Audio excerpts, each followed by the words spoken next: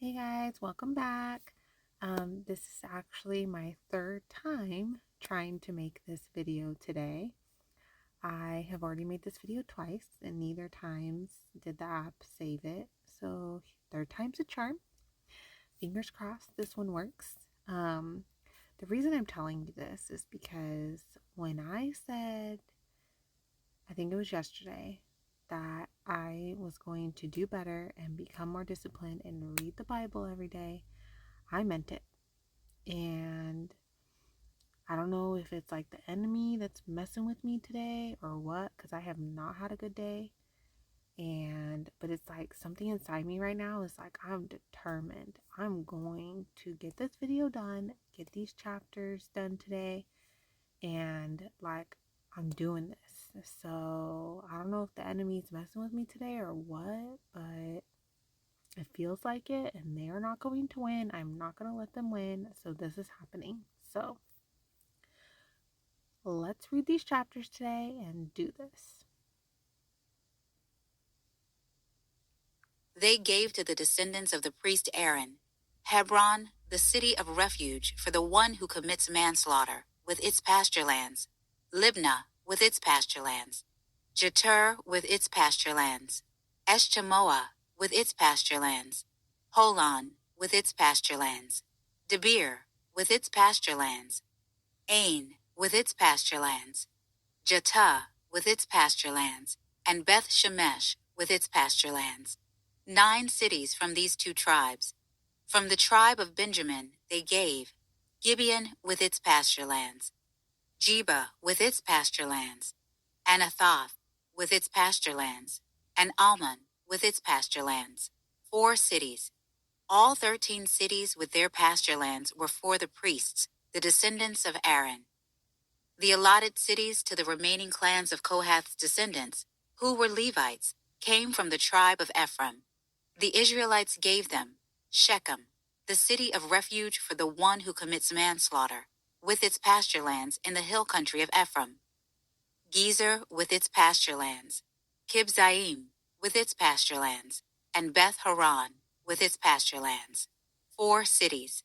From the tribe of Dan they gave Eltekeh with its pasture lands, Gibbethon with its pasture lands, Ajalon with its pasture lands, and Gath-Rimmon with its pasture lands.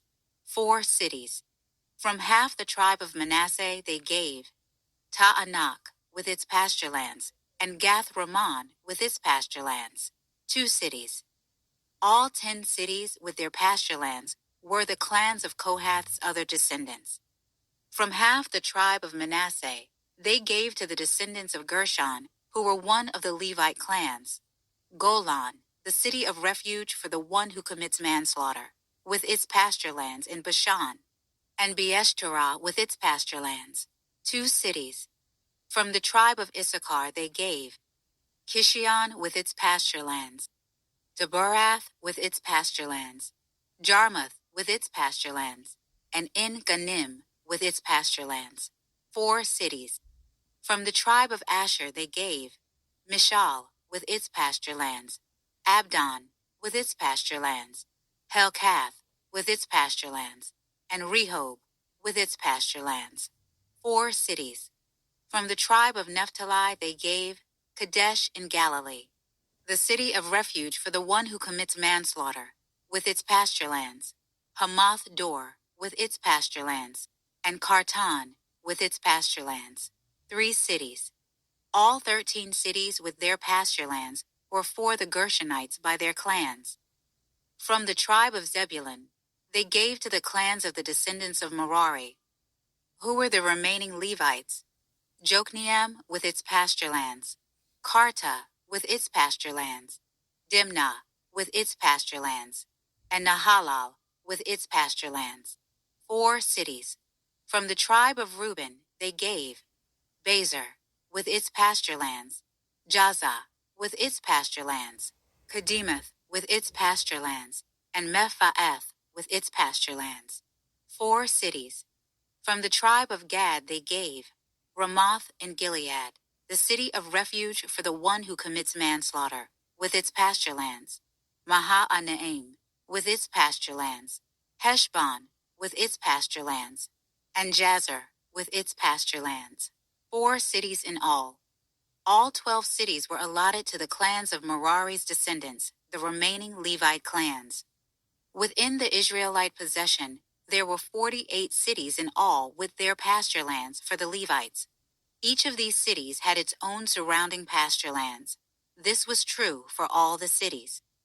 So the Lord gave Israel all the land he had sworn to give their ancestors, and they took possession of it and settled there.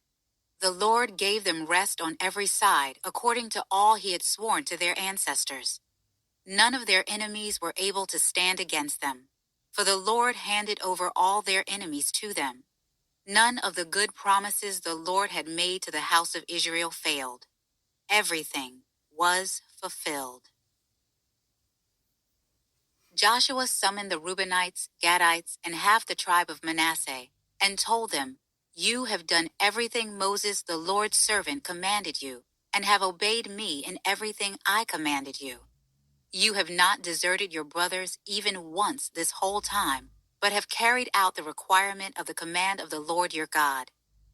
Now that he has given your brothers rest, just as he promised them, return to your homes in your own land that Moses the Lord's servant gave you across the Jordan. Only carefully obey the command and instruction that Moses the Lord's servant gave you, to love the Lord your God, walk in all his ways, keep his commands, be loyal to him, and serve him with all your heart and all your soul." I have to say, those are some beautiful commands and instructions. I mean, I feel like that's what God wants. And if you're not sure how to walk in his way, to be more like holy, to be more like to live life the way that God like intended originally before, sinning and the enemy got into our heads and stuff. I feel like all you have to do is just ask God to show you and just keep showing you. Obviously, we're not perfect. We're going to sin. I mean, that's just we're humans. It's impossible like to not sin. Like I feel like it's impossible. You're going to at minimum sin once in your life. Like it's just we're humans. But I think that you can definitely ask God like, "Hey, show me how to walk, you know, not literally walk, but like live my life the way that you want, intended for us, because it's only going to be like a good thing. He knows what's best. He knows what is best for us, and so we just need to ask him to show us, open our eyes, guide us, and do our best. And like I feel like as long as you're trying your best, I feel like God will know that. He'll know what's really in your heart. So I don't know. This is my fourth time reading these chapters today, and I like this particular verse. It just kind of like, I don't know, warms my heart a little. So I don't know. Joshua blessed them and sent them on their way, and they went to their homes. Moses had given territory to half the tribe of Manasseh in Bashan, but Joshua had given territory to the other half, with their brothers, on the west side of the Jordan. When Joshua sent them to their homes and blessed them, he said, "Return to your homes with great wealth, a huge number of cattle and silver, gold, bronze, and iron, and a large quantity of clothing. Share the spoil of your enemies with your brothers." The Reubenites, Gadites, and half the tribe of Manasseh left the Israelites at Shiloh in the land of Canaan to return to their own land of Gilead, which they took possession of according to the Lord's command through Moses. When they came to the region of the Jordan in the land of Canaan, the Reubenites, Gadites, and half the tribe of Manasseh built a large, impressive altar there by the Jordan. Then the Israelites heard it said, "Look, The Reubenites, Gadites, and half the tribe of Manasseh have built an altar on the frontier of the land of Canaan at the region of the Jordan, on the Israelite side. When the Israelites heard this, the entire Israelite community assembled at Shiloh to go to war against them. The Israelites sent Phinehas, son of Eleazar, the priest, to the Reubenites, Gadites, and half the tribe of Manasseh, in the land of Gilead. They sent 10 leaders with him, one family leader for each tribe of Israel. All of them were heads of their ancestral families among the clans of Israel. They went to the Reubenites, Gadites, and half the tribe of Manasseh in the land of Gilead and told them, "This is what the Lord's entire community says. What is this treachery you have committed today against the God of Israel by turning away from the Lord and building an altar for yourselves, so that you are in rebellion against the Lord today? Wasn't the iniquity of Peor, which brought a plague on the Lord's community, enough for us? We have not cleansed ourselves from it even to this day. And now would you turn away from the Lord? If you rebel against the Lord today, tomorrow he will be angry with the entire community of Israel. But if the land you possess is defiled, cross over to the land the Lord possesses where the Lord's tabernacle stands, and take possession of it among us. But don't rebel against the Lord or against us by building for yourselves an altar other than the altar of the Lord our God." Wasn't Achan, son of Zerah, unfaithful regarding what was set apart for destruction, bringing wrath on the entire community of Israel? He was not the only one who perished because of his iniquity. The Reubenites, Gadites, and half the tribe of Manasseh answered the heads of the Israelite clans, "The mighty one, God the Lord. The mighty one, God the Lord.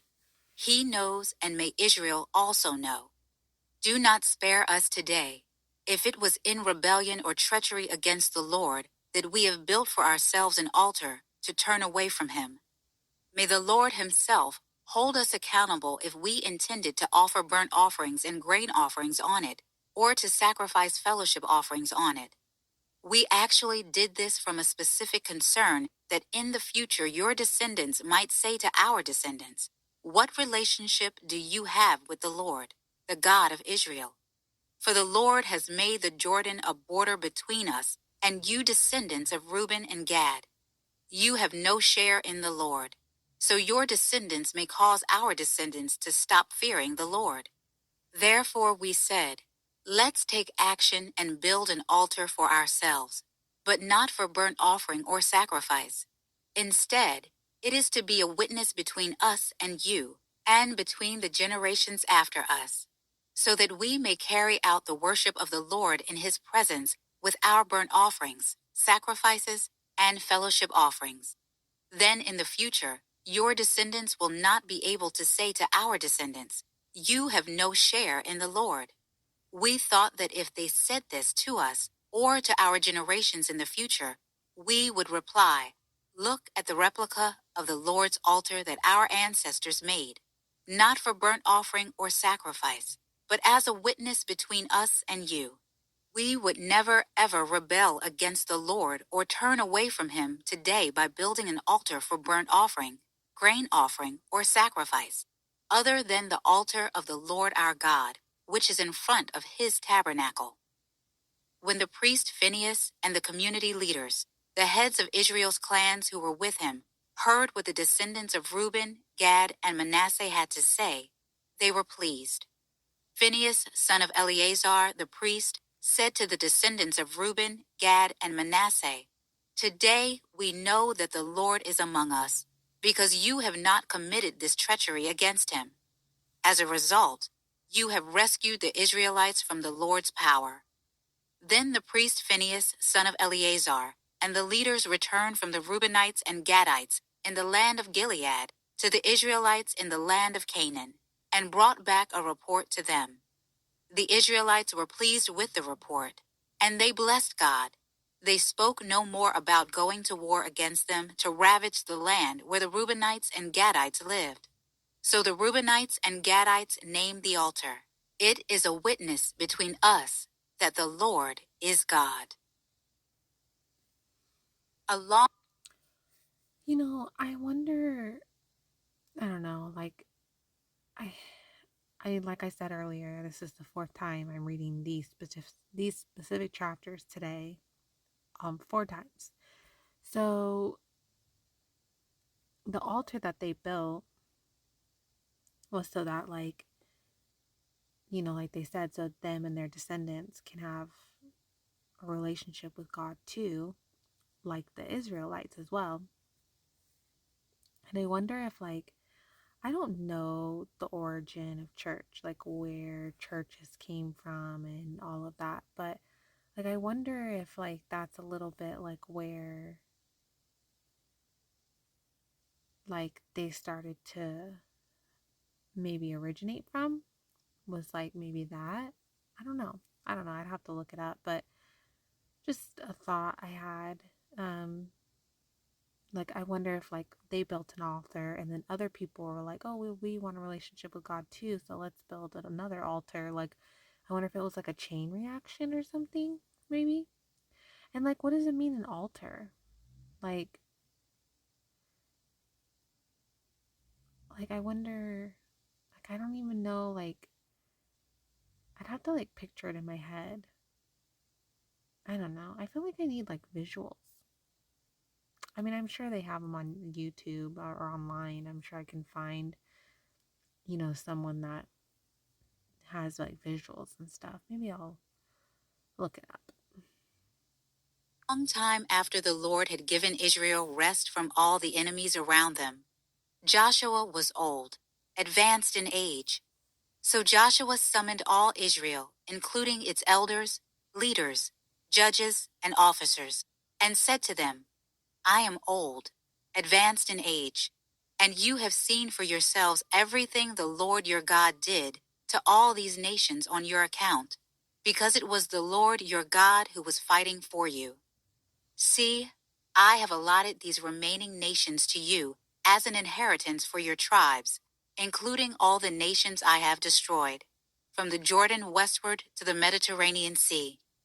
The Lord your God will force them back on your account and drive them out before you so that you can take possession of their land, as the Lord your God promised you. Be very strong and continue obeying all that is written in the book of the law of Moses, so that you do not turn from it to the right or left, and so that you do not associate with these nations remaining among you. Do not call on the names of their gods or make an oath to them. Do not serve them or bow in worship to them. Instead, be loyal to the Lord your God, as you have been to this day. The Lord has driven out great and powerful nations before you, and no one is able to stand against you to this day. One of you routed 1,000 because the Lord your God was fighting for you as he promised. So diligently watch yourselves. Love the Lord your God. If you ever turn away and become loyal to the rest of these nations remaining among you, and if you intermarry or associate with them and they with you, know for certain that the Lord your God will not continue to drive these nations out before you. They will become a snare and a trap for you, a sharp stick for your sides and thorns in your eyes, until you disappear from this good land the Lord your God has given you. I am now going the way of the whole earth, and you know with all your heart and all your soul that none of the good promises the Lord your God made to you has failed. Everything was fulfilled for you. Not one promise has failed. Since every good thing the Lord your God promised you has come about, so he will bring on you every bad thing until he has annihilated you from his good land the Lord your God has given you. If you break the covenant of the Lord your God, which he commanded you, and go and serve other gods, and bow and worship to them, the Lord's anger will burn against you, and you will quickly disappear from this good land he has given you. Okay, there we have it. I don't really like the ending of today's chapters. I just feel like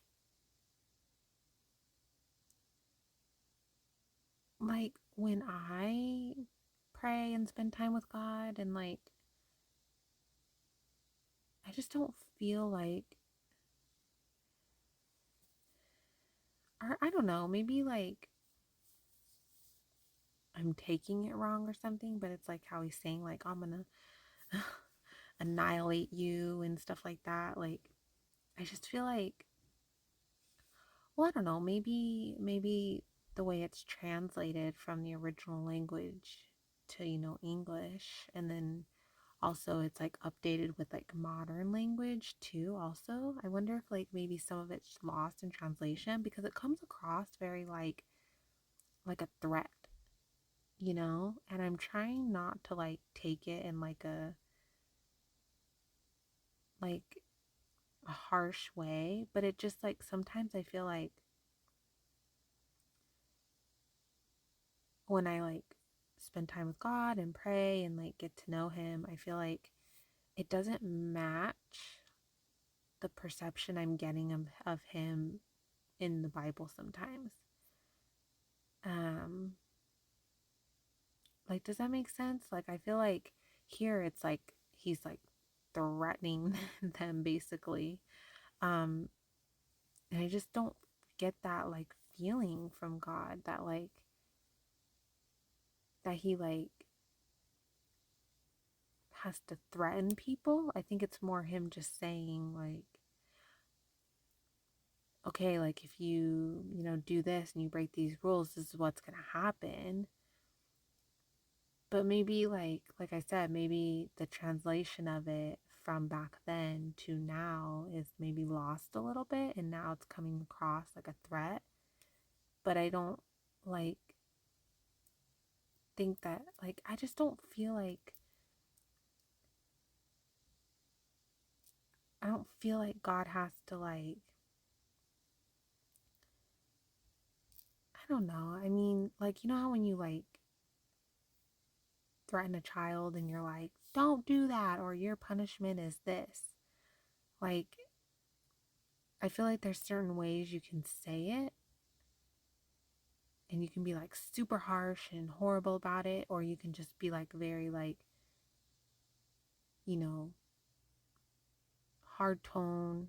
Okay, this is what's going to happen if you do this. And I feel like God's more like that versus like um wild and threatening, and like I feel like he's more just like, okay, like if you do this, this is the clear consequences. So I feel like maybe just some of the wording that's used in the Bible sometimes is like, I think what throws me off. I don't know. I don't know if I'm making any sense right now. I'm a little tired. It's been a long day. This is like I said, this is like the fourth time I've read this, like the third time I'm trying to record this video. And it's been a crap day and I'm just tired. But I don't know if I explained that clearly, but and I want to know, like, am I the only one that has that problem? Like, where sometimes I don't feel like some of the wording and ways that the Bible says things like matches what I feel about like God, or maybe I'm wrong. Maybe my flesh is thinking, interpreting God the wrong way. I don't know. I don't know.